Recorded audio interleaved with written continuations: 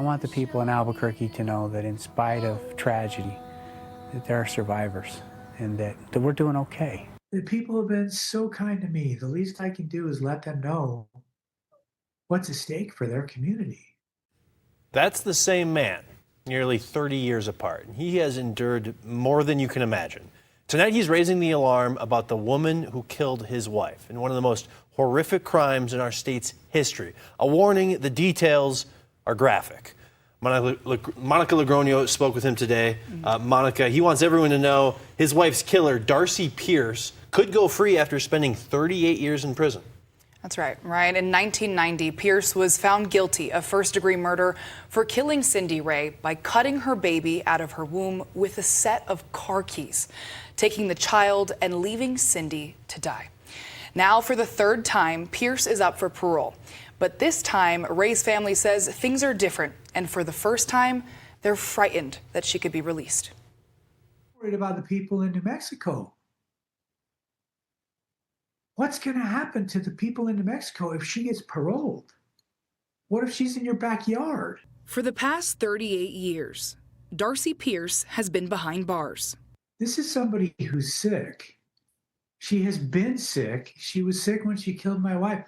For the past 38 years, Sam Ray has been in a different type of prison, reliving his wife's brutal murder not only at the trial and every court proceeding since then, but in everyday life. No, I've lost track. It's at least a dozen copycat crimes of other women who have killed to take a baby from the womb of the mother they killed.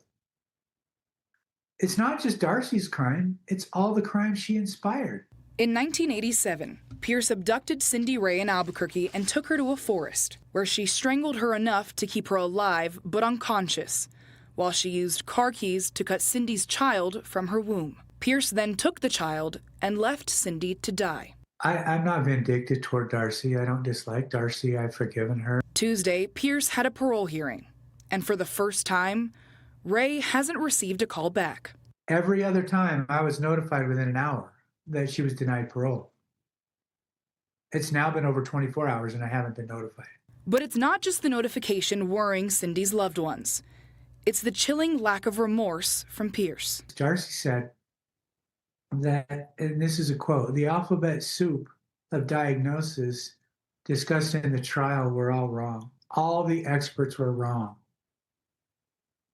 She's basically saying she was not mentally ill, but she was convicted of mental illness.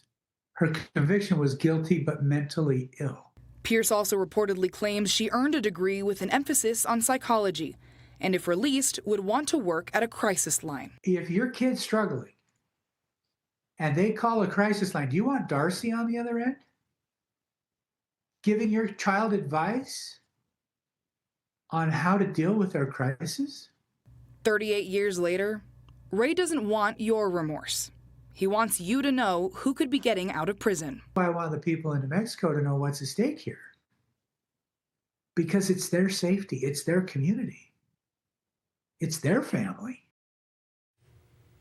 Now, that baby did survive and now 38 years old with a family and kids of her own. Her father told me she lives actually outside of the country because everywhere she went in the U.S., she was that girl.